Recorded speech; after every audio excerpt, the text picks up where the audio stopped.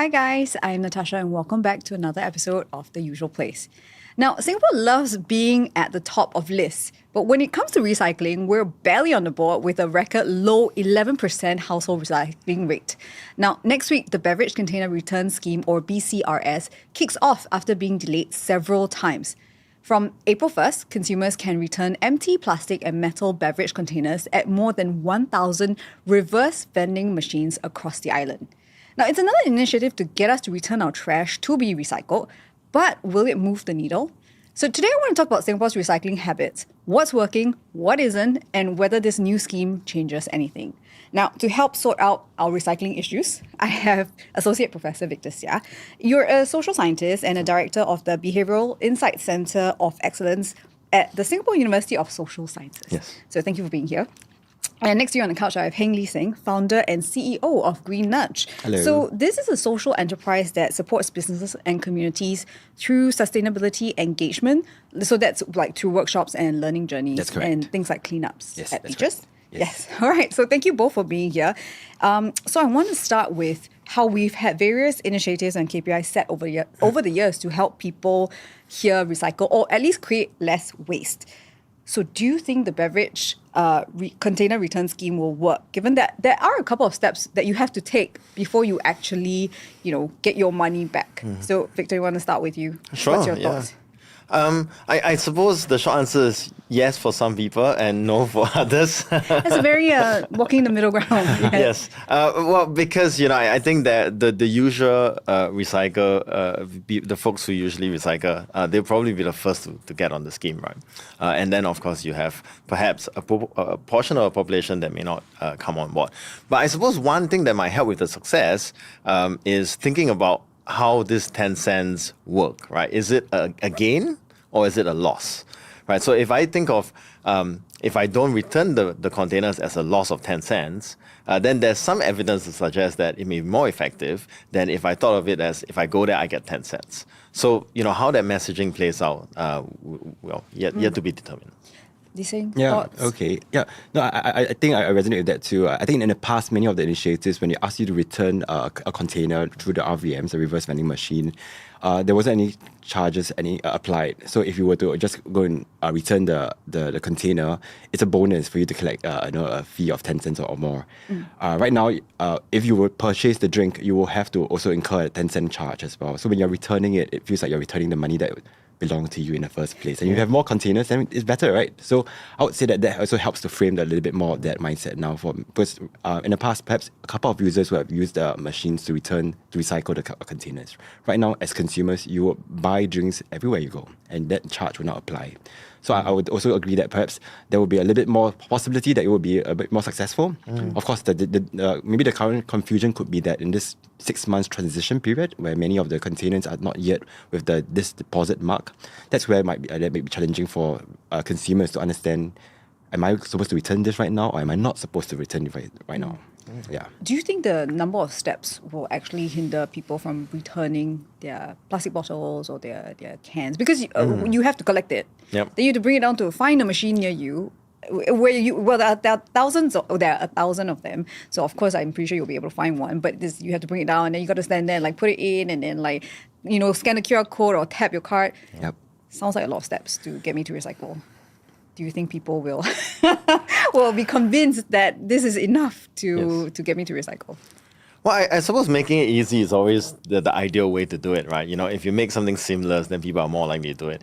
But having said that, people have already taken the literal steps to get to the place. So I think the extra few steps beyond that may not be that much of a hurdle, especially considering that someone has actually come down to the machine. But you're right. But there's no real easy way around this, right? Rather than sticking with the commingled bins, actually this adds a certain level of concreteness, right? I'm going there to return this particular item, and I think that's quite helpful. Li Seng, do you agree? Well, I think that it's. I think for those who are already used to this scheme itself, it's going to be a similar experience. It's probably for those who are new to this, who are probably also not very sure how do you interact with a mechanical bin right now per se, right? That was going to be a bit challenging. I have to go and use the touch screen. I'm going to figure out the language. Where do I press? And what happens if I place a can that was incorrect in the first place? Those are the ones that might be a bit challenging. And of course, if it's popular in the first few months, and if the bin is full, then where do I go next, right? If I cannot find this bin, where do I go to the next bin? That would be probably the challenge over there. Then again, with many policies and stuff, or with many changes, that's always going to be that period of change. And I would say that it's helpful to experience it as well. Connectively, it sounds like a lot of steps, right? But at the same time, I think once you experience it for yourself, I do hope that it will also invite people to really participate. After all, there is a 10 cent for every container, right? It's a good sweetener to say that actually I'm rewarded for my step this time around, versus in the past where you just place a bin and then you hope that it gets recycled. Right. Yeah, well, speaking of that incentive, I mean, Victor, you study this, and I want to ask you about behaviors. Like, why are people more incentivized if they see it as a gain? Well, I would say that the prevention of loss, we have good evidence, is more persuasive than the pursuit of gains, right? So if I think of this as getting my 10 cents back, so avoiding a loss, as opposed to, I'm going to get there and get 10 cents in gains, then I think, at least based on research that's out there, suggests that the loss framing is probably going to be more effective. Is that why they charge you before? And then you gotta go there and okay, let me try and get it back. Is that what's at play here? I'm speculating a bit, right? We know the plastic bags, the 10 cent charges, that seem to have been effective. We know the tray returns, the gentle nudges didn't seem to really work until you sort of put in a bit of the harder penalties. And so perhaps this is that continuing that same line of reasoning, right? That, we've done education, we've done all kinds of campaigns, but perhaps this involving a sense of loss may be more effective. So using a stick works with Singaporeans? I guess if you, especially you want to purchase the drinks as well. I mean, imagine I have to buy a carton of drinks, 24 cans, right? And then when I go to check out, I have to pay $2.40 more. Yeah. That's a lot, compared to what I'm purchasing as well. I will want to get some of the money back, if not for every one of them.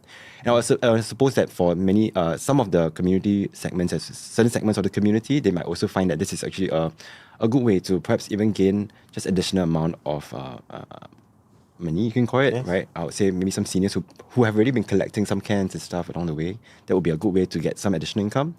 And if I could also explore a bit, it could be foreign workers who might actually be collecting this on the sides too.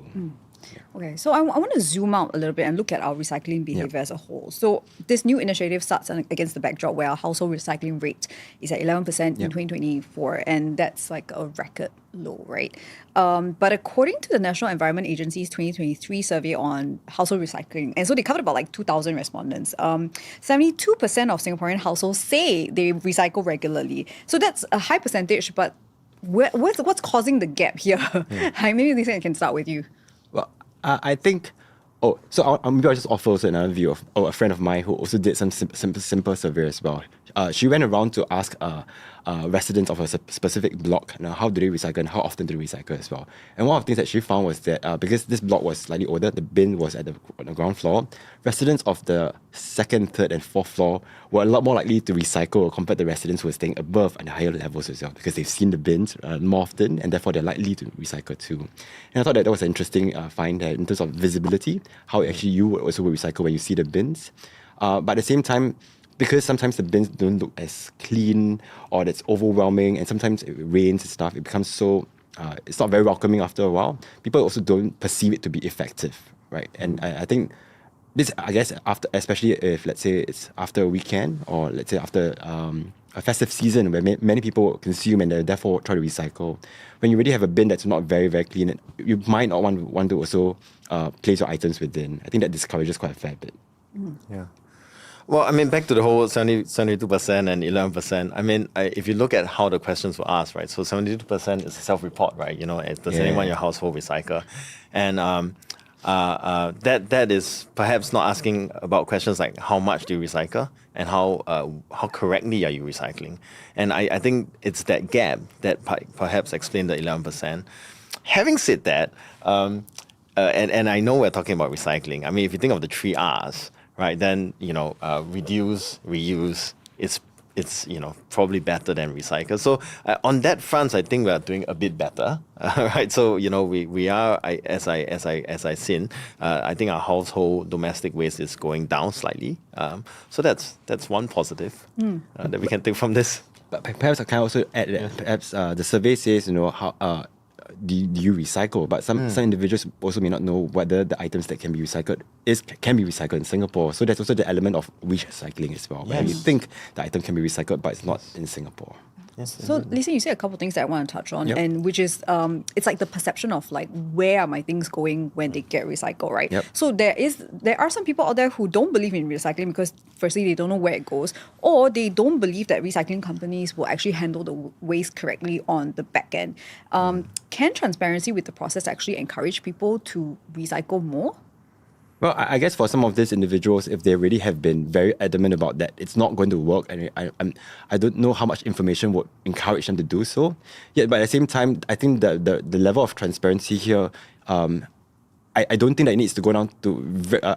I don't think that it needs to be very granular data as well. It really can be as simple as maybe just on a more periodic basis, there's more information. Right now, I think the data we're looking here is on an annual basis. Right? If there can be just more free, just a little bit more of that data itself, I think that also helps to understand how are we doing, probably by geographical areas as well, if possible. Right? I do find that if we have more information that encourages people, maybe they might consider. But I will acknowledge that for certain groups of individuals who already are not keen in the first place, really just the fact that the notion is it's not going to work in the first place. I'm not sure how much data is going to now encourage them to do so. So I'll rather work with the broader group of individuals where if they're in between the fence and not very sure whether they can, perhaps this data can support and encourage them to do so. Yeah, I'm actually curious about the people who don't recycle. Like, Victor, I mean, what's your take there about people who absolutely no, I'm not going to do it? Well, I going back to the 72%, right? That's actually quite promising because it suggests that there is a desire to recycle, right? So we're not starting from a very negative state, right?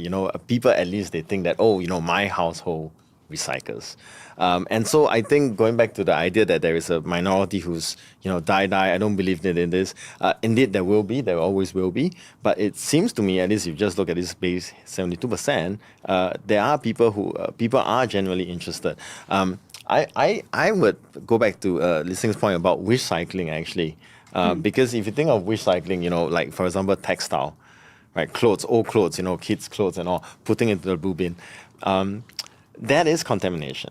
But it's not the contamination that you think of, the bubble tea in the blue bin. Okay, wait. Can I get you to explain what wish cycling is? Because I mean, I know what it is because I was researching this, but this was a new word to me. Yes. But so tell me what's wish cycling before you expand on that thought. Yeah. So wish cycling is this idea that you're putting in things to recycle because you believe or you want it to be recycled.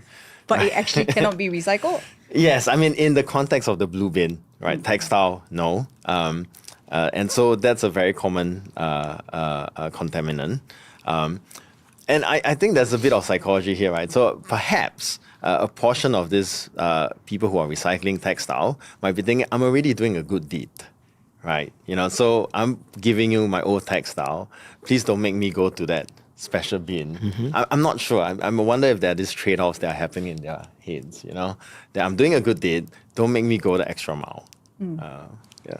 I mean, I hear a lot where the blue bin has come up quite a bit already, and I want to talk about it because they are part of our neighborhood, actually. I mean, you see them quite often. Maybe some neighborhoods that have quite a few like in the vicinity. People know what they're there for, but there is an issue because people are throwing random trash into it. So you have your diapers, you have your tapao box, you have your dirty tissues, and I think many people might not realize that if you throw one dirty thing in and then the whole bin becomes unrecyclable, right? That's correct. Yeah, and that contamination rate is 40% of the what they call co-mingling blue bins because they collect all the recyclables together, right? And it has not declined since 2017. What's the problem here? Well, I very quickly, I think commingling logistically is wonderful, right? Because it makes sense, and it's very easy. But it also makes it easy to make mistakes. Right. So going back to the beverage return scheme, it's an attempt for us to really focus on returning one very clear item. So I think they're trying to hit some sort of middle ground here.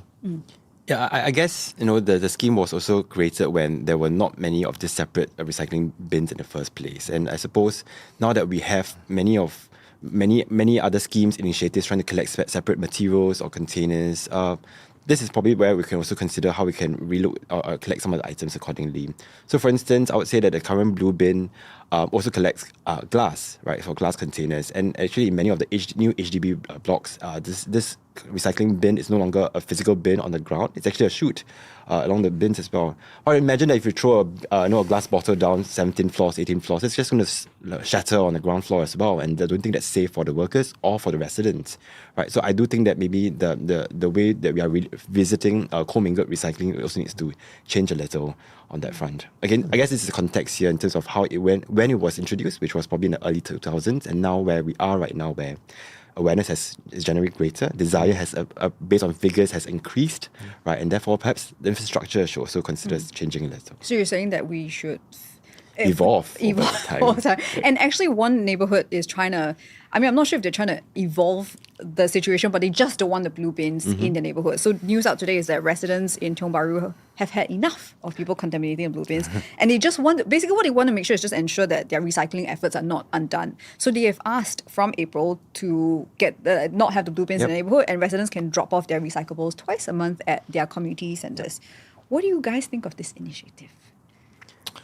I think that, as a social scientist, I think it's great to experiment, right? So I think it's good that they're trying new things, and all credit to NEA for all the various initiatives over the years, right? So, having your recyclable box at home, or they've had shorter trials where they made the blue bin transparent, or they have actually tried segregated recycling containers. So this is another one of those experiments, and I think it's important for us to gather this kind of data. So fingers crossed it works. Li Seng, do you think it will work in some sense? Well, I guess the essence here is that the residents are not removing the bins just for, and then they're not doing anything about it. The question, I think the point here is that the residents are willing to also consider different forms of recycling, right? So this could be really through the weekly or the recycling drives every 2 weeks. So if that's the case, actually the spirit of the initiative is still there. We will recycle. Residents appear to want to recycle still. And it's just more of the approach towards how these items are collected that's going to be a bit different. So I'm grateful that actually these are happening. It also demonstrates how citizens on the ground are willing to consider and make changes, because they are the ones interacting in their own neighborhoods, and if they want to have different desires to see how they can change that, I don't see why not. So I want to go back to something that we touched on earlier, which was the stick and the carrots that we have some form of. Should we just fine people for not recycling? I mean, the disposable bag charge at supermarkets was meant to deter people from taking more than needed, but did it really nudge them to use less plastic bags, or did it just cause them to look at alternative options? So I know some people, and I mean me, I just buy the plastic bags to throw, because I worry that I won't have enough plastic bags to throw the trash, right? But so do you think initiatives like that worked? I mean, Victor, we'll start with you. Yes. I think there certainly is a role for sticks. So, when we think of the models for recycling in Asia, we think of Japan and Taiwan. Well, they do use sticks as well. So I think Taiwan, there's fines of $50 equivalent Sing dollars. And there's also a lot of social judging, it's a lot of this social approval thing. So for example, as I understand it in Japan, if your waste is rejected, they actually paste a red sticker that's very prominent, and they return it at your door. What? They just shame you into recycling? Yeah. So I wouldn't discount sticks. I think we certainly should use some sticks. I mean, the person throwing the bubble tea into the blue bin, you should be penalized. You should make people watch them from the window, hey, take it out. I mean, I'm not close to the idea that it should be legislated to some certain extent, but I'm also wondering, how do we enforce this, right? There's so many bins around already, and the fact is we also have other schemes that we have also tried to mandate it, and it's very hard to control, to enforce it. Littering, high-rise littering, and things like that as well. So while I would love for us to have some level of structure towards mandating this, I'm just also wondering, how do we make sure that it works well? Because if it doesn't work well, then it actually also erodes trust, right? Now that you're telling me that, fine, but I can still get away with it. So why can't I just do it too, right? And I think that's important to note that too. Well, I mean, I agree. You can't catch all instances, Yep. but it's a bit like speeding, right? You know, there are clear people are speeding, right? There are people who speed, but generally, people try not to speed. Yep. And of course, I'm not saying they're doing it because of the speed limit Yep. per se, but it's certainly a consideration. So I think it's going to be a combination of, I think, sticks and carrots, and the nudges and all that. I think that's probably what's going to be more effective. Yep. I guess if we were to eventually move towards that, I would also think how can we also encourage better recycling in a sense? And I think perhaps one way is literally could be in order to recycle more, we might have to recycle less. I know, for example, in Switzerland, in terms of plastics, they only collect plastic PD bottles. But any kinds of other forms of plastics, that's not introduced, that's not collected. So I thought that would be an interesting way to also consider. And if we can do that, then perhaps when we are looking at mandating it or introducing fines, that's easier to enforce right now. Otherwise, for many of the residents, I thought I'm recycling correctly. How come I get fined because of that, right? And that could be also a challenge. I mean, I'm kind of curious because there's been so much education along the years, but people are still kind of confused. I mean, Yeah. I am confused. Like, even like, do I recycle certain plastics, or is it a one-time? Really, is a one-time use? I can't recycle this. But do you think there needs to be more education about what's right, or does the science need to be like super detailed? Like, this can, this cannot. And Lisa, maybe you're a better place to answer this question because you work with schools and corporate. We get this companies. question so often, right? Like, how do we do this as well? But I think one thing to acknowledge is the fact that products in the market have also evolved over the years. They have become a lot more, sophisticated. It's also a blend of different materials, and therefore it's maybe not as simple as it was in the past, where an item is just made of a singular material. I think if we educate more, I would also say that there's only so much information that one can absorb. And after that, we may say that it has to refresh because the information has changed. That's going to be another form of relearning and learning once more. So, I mean, I think there's only that level of point to where education works. I think also we probably have to address an underlying question, which is what's in it for me? Well, what is it in for me as the consumer to return? In this case of the BCRS, yes, I can get back a deposit of 10 cents per container. For the rest, if I don't do it, there's nothing wrong with it too as well. I mean, and I did my part, right, in terms of recycling items. I suppose if we want to angle it a little bit more, it could be also sharing a bit more about from a health angle, right? Certain items, if you use plastics very often, there might be an impact to your health if you use too much disposable plastics. I wonder that might be a more effective way because that addresses the what's in for me. It will affect my health. It might affect the health of my family. Therefore, I would do something about it. So I guess in terms of the Singapore system, right, it kind of sounds like, we have to look at it from an economic perspective. Like, do we need to incentivize people to recycle? I think there might be unintended consequences. So one is there could be a crowding out of intrinsic motivation. So just unpack that a bit, right? So previously, I may have done it because I think it's the right thing to do. But with now this, I guess, getting back 10 cents, I might be doing it for a more extrinsic reason, which is, really the monetary returns. So that's one potential spillover effects that we need to study. But I think something else with going back to the BCRS, which is there's been studies suggesting that when we engage in green behaviors in one domain, it spills over to other domains. So for example, if I'm encouraged to take the stairs at work, studies have found that I'm more likely to also engage in green behaviors at home. Right, so that kind of spill over. So I think as a social scientist, I'll be interested, and I think NEA should look into studying this kind of unintended positive or negative spillovers. So, I mean, in part of our conversation, I realized that, when we were talking about education, Yep. and then it's kind of like you're overloading people with so much information. And I wanted to ask Li Seng, because we were chatting earlier, when we talk about conservation and getting people to recycle, are we creating white noise, which is something which is the term you actually used? I mean, do you find that people are turned off by hearing how to recycle correctly, or how can we make recycling sexy? Yeah, actually, that happens quite often nowadays when we share about this conversation. It does feel like I've heard it before. I've heard some form of it before, so I would tune it off at times. And it's very obvious when I do engagements, when I share about this. And sometimes I see the eyes glaze over. The moment you talk about this, oh yeah, yeah, and it was very interesting. The moment you ask them to do something else, yeah, I'm back. It's so very it's a I guess it's a telltale sign for us that actually this conversation needs to be discussed, but probably needs to have different ways of discussing a bit about it as well. So one way that we have also tried is to bring in some element of luck in this case, right? With seniors or with a group of seniors that we work with, we notice that they are very keen to participate, but with a certain form of disincentive. And we were wondering if I could introduce a form of reward whereby if you were to do something with us, you participate in a lucky draw and you get some kind of a prize, right?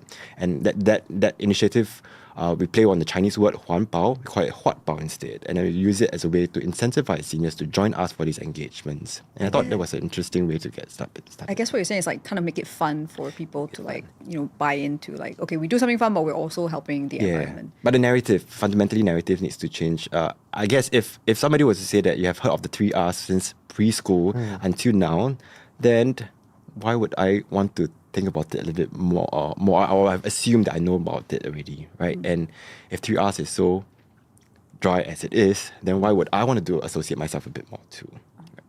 Victor, thoughts on how to get people to recycle? Well, I think we do need some sticks, and that's perhaps not the best thing for a social scientist to necessarily say all the time. But it's a combination, right? Yep. And I think that's really the general conversation is that we do still need education, and I think Li Seng would agree. But we do want to make it fun as well. So a variety of approaches is probably what's going to work best for a variety of people. I chanced upon some literature online as well in terms of how sustainability or the green behaviors was perceived as being feminine, and I wonder if there's some kind of local context here as well. So some guys didn't want to be perceived as were not keen to participate in some of these activities because either they felt it was feminine or they felt that it would not be as masculine in that sense, right? And interestingly, there was also another data that says that ladies look for a partner in terms of who could do all this, who could be green because it was seen as you can take care of the family and all. So the green behaviors here was interesting for them to. It was a very subtle point to look out for as well. I know these are again international examples. I wonder if there's a local context here. Every week on the show, I learn something new. That was like what? Yeah. But yeah. Yeah. So for us, what we did was at one point in time, we literally held cleanups for singles. We literally get people who were singles to come together and pick up trash. Hopefully you have a chance to pick up more than just the trash, right? But it was also a way that we thought it was helpful to get the conversation going because it's no longer about saving the environment. It was a different motivation, but that also attracted different people to come along as well.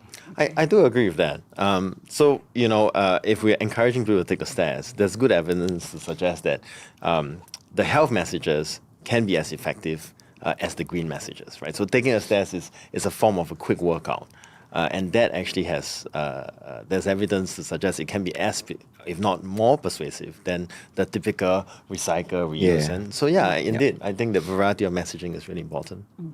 Yep. So I want to end off on this question because it's about 9 years till Pulau Semakau, Singapore's only landfill, reaches full capacity. So that's in 2035, right? Yep. So what needs to change about our recycling narrative to get people on board with creating less waste? I mean, what do you think that NEA can, what do you think our authorities can do right now, besides machines? Oh, I think the silence here is Yeah, already... I was like, think about it. Right. Please go ahead. I don't think there's a silver bullet.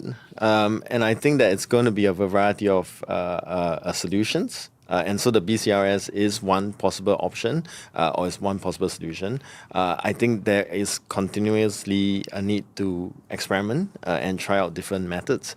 And I think as what Li Seng was saying, certain methods may work at some point, but you still have to continuously tweak it. So there is no short answer for this, but I think if you wanted a summary, I suppose it's going to be a variety of methods that needs to be built on good scientific evidence. Well, I must say that based on the current trends, consumptions and all, I do think packaging and stuff will tend to increase over time. So I think factually the amount of waste that we are going to generate is actually going to still increase, unfortunately. That's the way that we consume.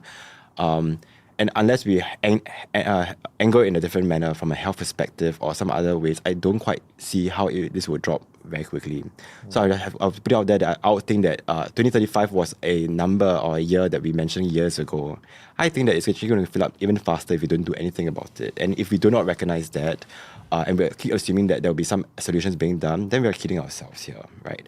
But that said, I also want to suggest that this message about us being green and all could also be repositioned a little. I guess if Singapore as a country, which we didn't have any resource in the past, and we now have an abundance of resources, perhaps we can also have the chance to chart out a direction that we want to see sustainability being part of our identity.